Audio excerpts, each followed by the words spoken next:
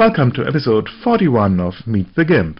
My name is Rolf Steinort and I'm recording this in Bremen, northern Germany. Today I want to tackle a little problem. I need for a top secret project my logo, the logo of Meet the GIMP, in the size of 49 by 49 pixels. And you see here the original file, it's 1500 by 1500. Well, the solution is easy. Let me first scale this down here. The solution is easy. I go to Image, Scale Image, and select here 49 pixels. And I take, well, the best method there is, and scale it down. Pressing 1 for getting the full zoom, I look at the image. Well, and I'm not that thrilled. Let's enlarge this a bit. It's ugly, isn't it? Well, this is the question of what's a hammer. And in this case, GIMP isn't the right tool. And for that, I have someone who uses the right tool for this stuff here. And that is meetthegimp. Recently, I was approached by Rolf Steinort, the owner and maintainer of meetthegimp.org and fellow screencaster, to vectorize his logo in Inkscape and record the process. I proudly accepted the offer since I'm a fan of Meet the GIMP, just like many of you. Fortunately for me, Rolf's logo is fairly easy to duplicate in Inkscape. Once the logo is completed, this will allow him to export the image to just about an infinite number of different resolutions for future purposes. This is the beauty of vector artwork. First, let's take a look at meetthegimp.org logo as it is and begin the tutorial. Okay, what I'm going to do is bring in Rolf's logo, and this is just a raster image, and basically what we have is a circle. We have Wilbur, the GIMP logo, and we have meetthegimp.org text placed on a circular path. So not too difficult. We're going to start out by moving this off to the side. I'm going to zoom in on this just a little bit more here. And I'm going to bring in an SVG of Wilbur. This was supplied to me by Rolf, but looking at it, it's not difficult to recreate. So if this was a raster image, basically all we would do is grab our Bezier tool, for example, and just trace around it. You know, you could just slide your path around, something about like this, and just, you know, you can add extra. What I like to do usually is pick the farthest point away, add a spot right there, and then just drag it around. That's basically how I duplicate raster artwork.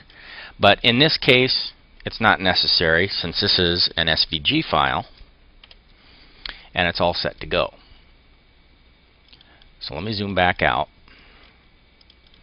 and we'll slide this over just for now.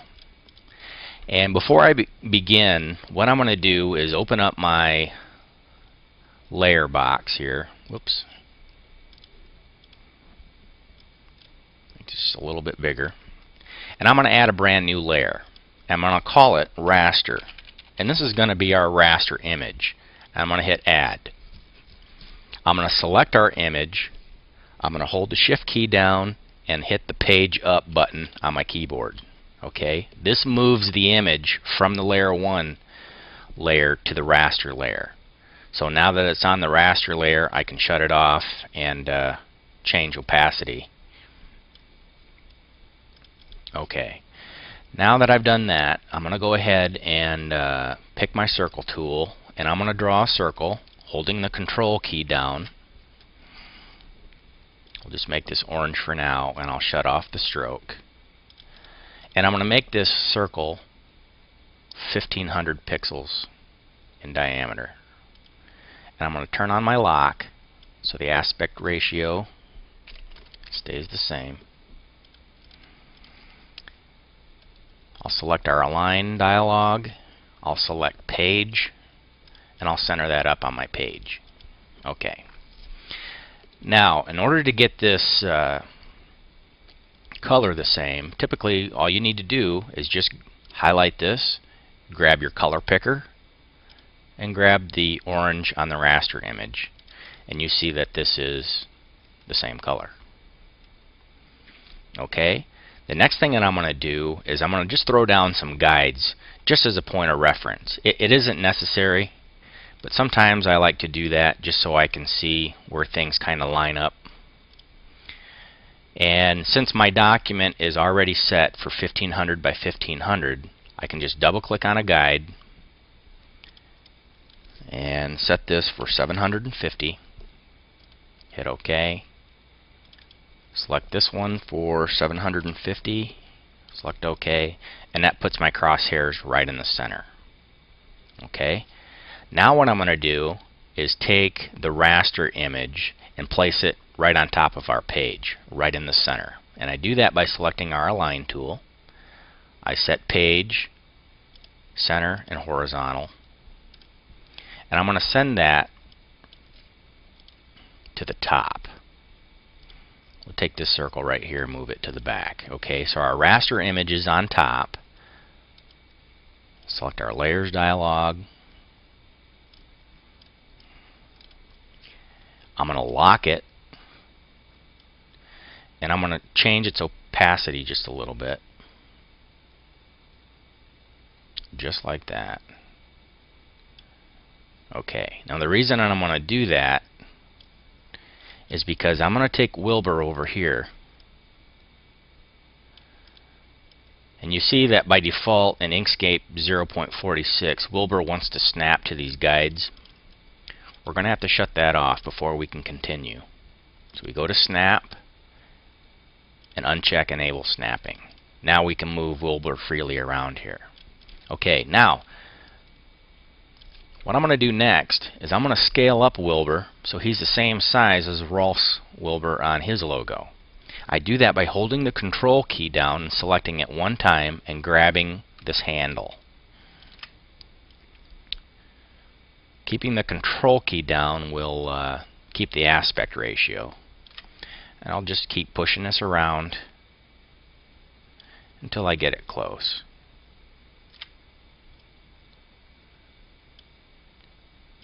And we'll move it down just about right here. I think that looks pretty good. Okay.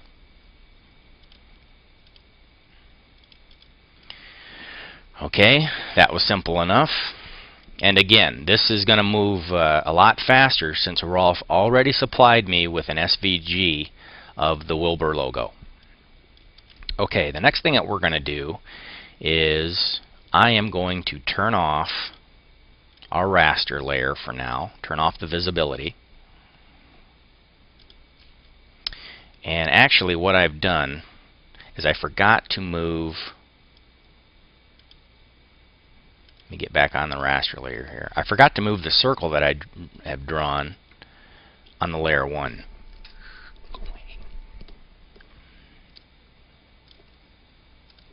So what I'm going to do is hold my Shift key down,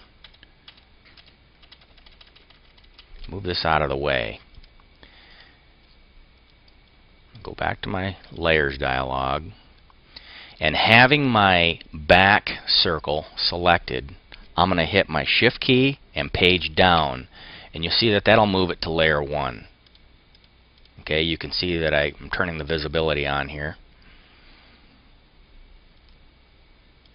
Okay, now I'm going to take this raster image, put it back on our page, center it up,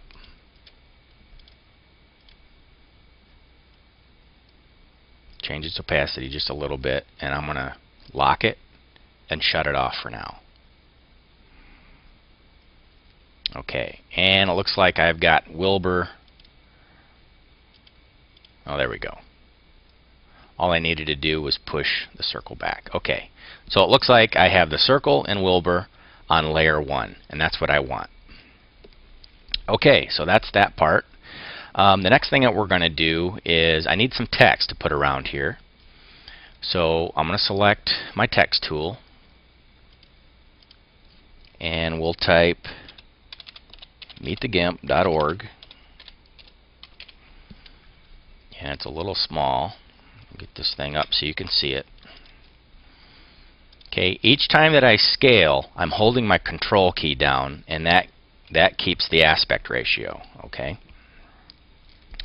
Okay, so what I'm going to do is select my text tool, and I'm going to come down here and find Courier. I think that's what Rolf is using. Courier New, Bold, and we're going to go, well, I'm not quite sure how big to make it. We'll leave it for now. Come to our layers, and I'm going to turn on our raster image. And I'm going to slide this, make sure that this is to the top. And I'm going to just slide this text around until I think it's the right size. And it looks like we're going to have to make that just a little bit smaller. So we'll try 120.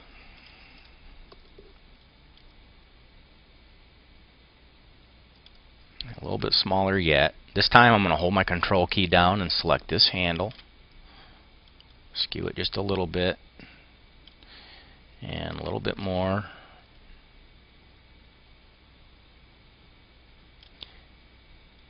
And a little bit more.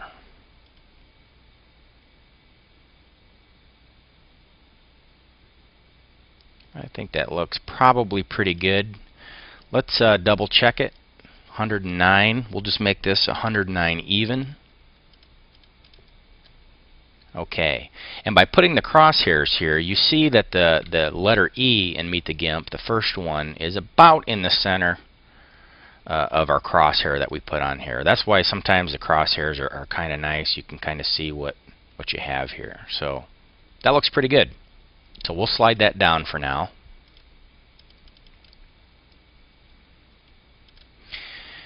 And let's see, I am going to go back to our layers, make sure that I have this locked. Now we'll shut the visibility off here. And I am going to take this circle, right click on it, and duplicate. Okay. I'm going to give this circle a stroke. So I'm going to select this color here, drag it down, and drop it off. And it looks like I'm not going to be able to do that because my recording window is just touching this border. So we'll have to use a second method. And having that circle selected, I'll select our stroke, and we'll turn it on here. Okay. Now it's hard to see, but I have a 1.38 pixel stroke around here, and what I'm going to do is right click on this number and set that to something like a 6 so we can see it. I'll select the circle again, right click on this orange color, and remove the fill. So all I have is a circle. Okay, now what I'm going to do is go back to our layers and turn on our raster image. Make this just a little bit lighter.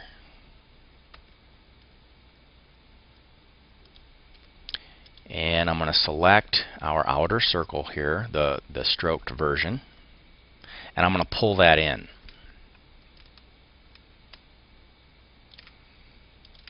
Oops, looks like I moved it.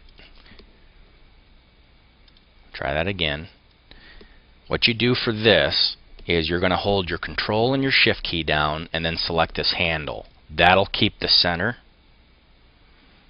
And I'm just going to adjust that until I get it to line up under here. Okay.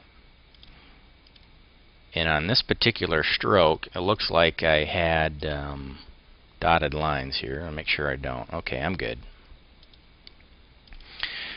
Okay, and that looks pretty good. Looks like I could come and make that just a little bit smaller.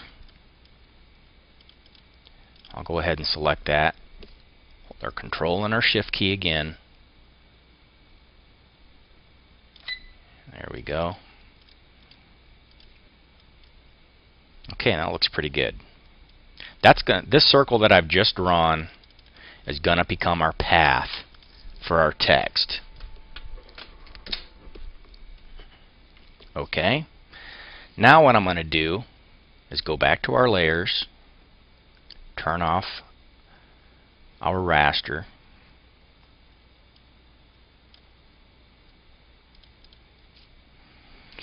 and I'm going to select our text. I'm going to select our circle. I'm going to go to text, put on path. Okay. Now this isn't quite right, so what we're going to do is select our circle, and I'm going to rotate this, and then selecting our circle, I'm going to mirror it. Okay, that puts the text back into the inside, just like Rolf's original logo. Okay, now what we need to do is select this this inner circle. We're going to go to our path. Whoops.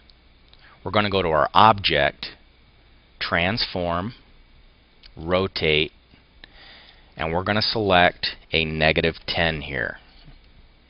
Hit apply, and when I do that, that's automatically going to grab the text that we put on this path and move it around as well. Okay. Now, it's important to note that once you put text on a path like a circle, you cannot delete the circle. If you delete the circle, which I'll do now, I'll hit my delete button, it removes the text on that path. So you've got a few options. One of the options that you can do is select this circle and either make its opacity completely transparent and leave it on your image, or move it behind. Sometimes I just take it and move it all the way to the back so no one can see it.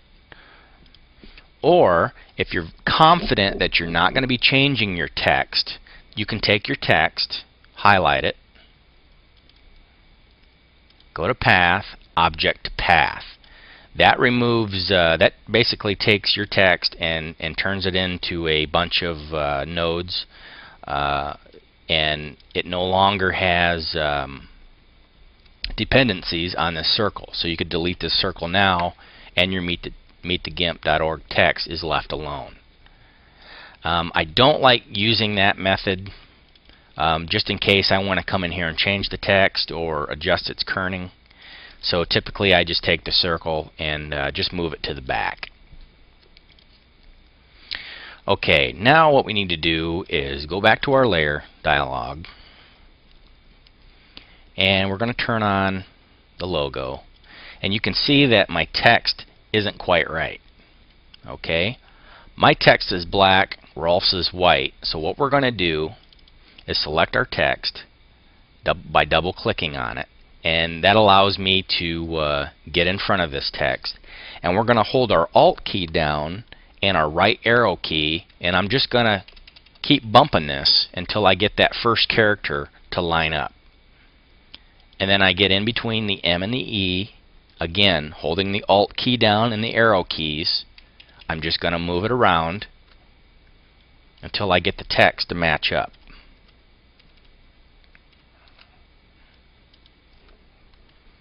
And on this particular one, I got to go the other way. And what I'm trying to do here is just get it close.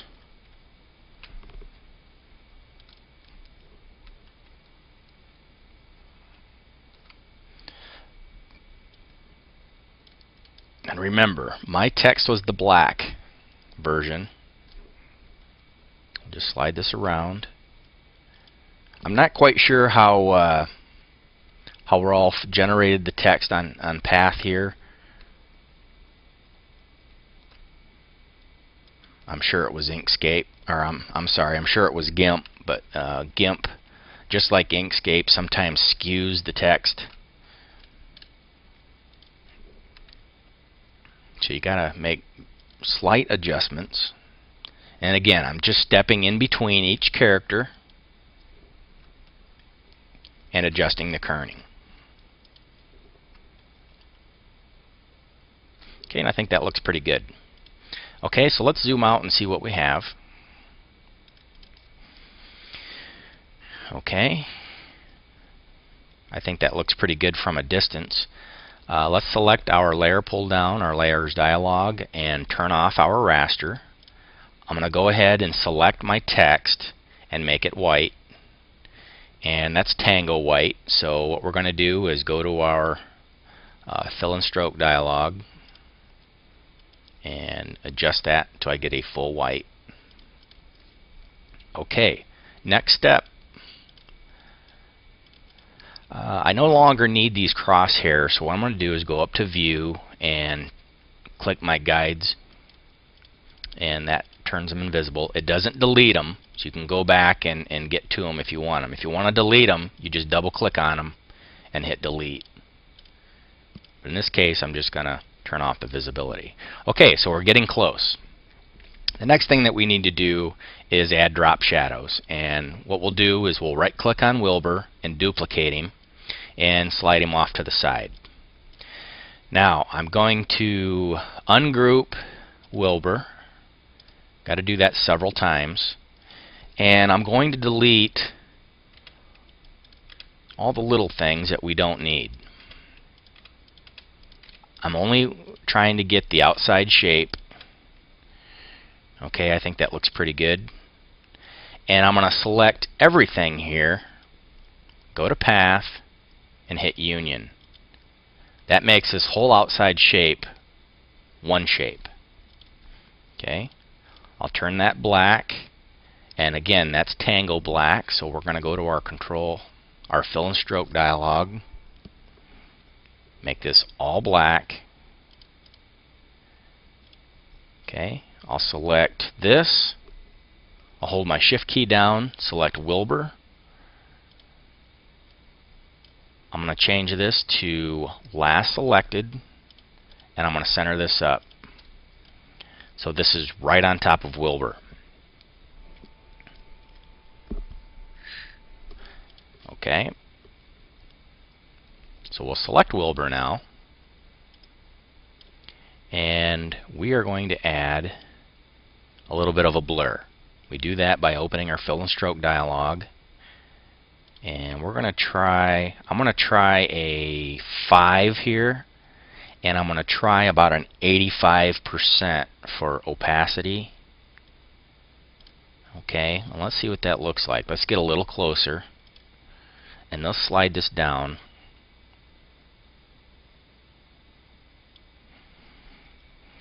Okay, and I'm going to move this one step to the bottom so it's underneath Wilbur. And that's our drop shadow. And the drop shadows in Inkscape, when you make them, they're going to be a little bit different than GIMP. GIMP makes a nice blend. Not that Inkscape can't do it either, but they're just going to be just a little dissimilar. And let's go to our layer dialog, and let's double check it. All I'm doing is flipping on the raster version on and off, so I can double check the gradients under here, the drop shadow. I think that looks pretty good. My drop shadow is just a little different, but that's something that Rolf can adjust. Okay, now the next thing I'm going to do is give this meetthegimp.org text some drop shadow. So I'm going to right click on it, duplicate. I'll make that text black, and again that's Tango black. We're going to slide that all the way to a full black, and I'm going to give this about a 1% for blur, and let's leave that 100% right now.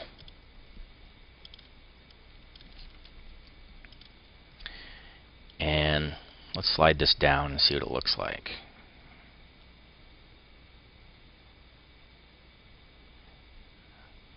Okay, now I'm going to push this behind our white text. We do that with our lower step button. Get back out on this. Okay, that gives us a nice drop shadow. And now that I've gotten this far, what I'm going to do is go to our layers dialog,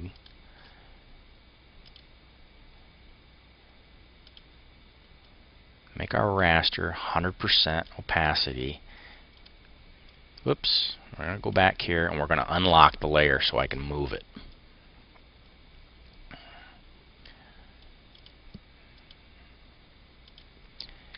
And holding the control key down, I'm just going to slide it off to the side. We'll go back to our layers and we're going to turn on our vector copy, and we're going to compare the differences here. Now you can see that my drop shadow under my text is not as dark and pronounced as this version. So what I'm going to do, step back in here, I'm going to select this drop shadow. Now you want to make sure you get it. There we go. Lower that just a little bit more. Go forward with it. See how that looks. Okay, I think that looks pretty good. And I think we're done. So what I'm going to do is go to my document properties and I'm going to turn off my page border. Okay, and basically what I have here, let me zoom in on this. This side on the left is my vector copy. This one on my right is my raster copy. So I pretty much duplicated it. Again, Rolf can go in here and adjust these drop shadows. If he wants to add a little bit more of a highlights to this Wilbur logo, he can do that. But that's pretty much it. So thank you for watching. I'm HeathenX from screencasters.heathenx.org.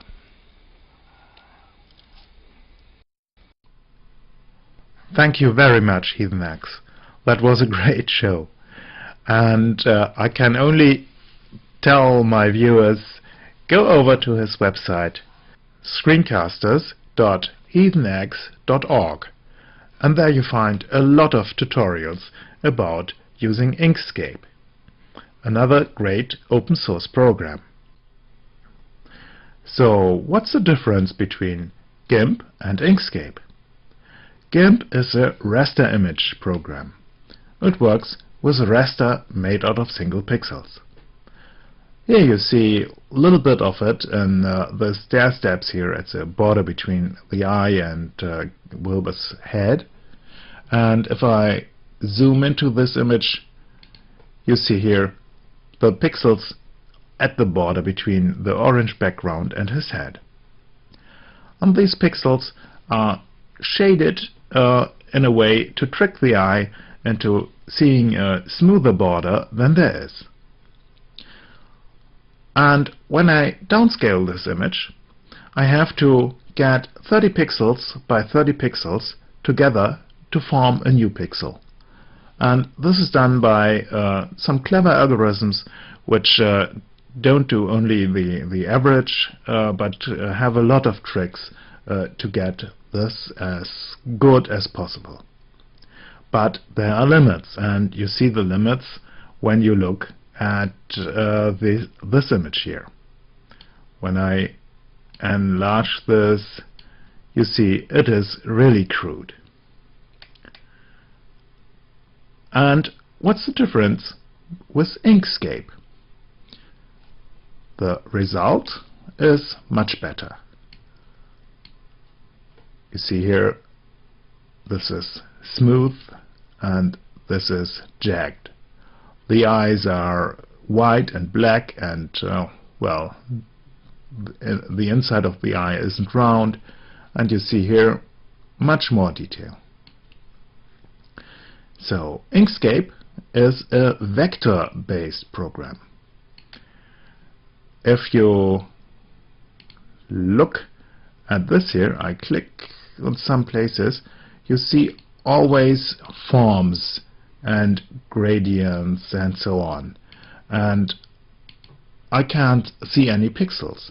I can zoom into this and always see a good structure. Let me zoom into this. Now I'm at 800%, and you see a clean line, no jaggies and so on. Oh, well, where is the zoom back? Does my magic 1 work? Well, yes, it worked. We are at 100%. You can open a SVG file with a text editor, and it looks like this here. You have real text. Try this with a XCF file from GIMP, and you will see a lot of gibberish. And this is a mathematical definition of my image. And I can scale it in, well, I think basically in any size I want. And that's the big difference. I think Inkscape isn't very good with pictures, with images, or photographies, but with this graphic stuff, it's way better tool than the GIMP can be. Thanks again to HeathenX from screencasters.heathenx.org. Check this out. It's a great site. Might show you some stuff he has done here. A cool Las Vegas sign and other, well, stuff you need for the web. And here, this is a good thing if you do, well, if you want to have a photography on a page of paper, perhaps a coffee table book or so, which looks like it is fixed in it with slots in the paper. He uses a photography as a bitmap, made perhaps with a GIMP, and then adds this stuff here in Inkscape. So be sure to check this out, and I hope to see you again next week with, again, GIMP only, and until then I say goodbye. PhotocastNetwork.com, your photography resource in the potosphere. PhotocastNetwork.com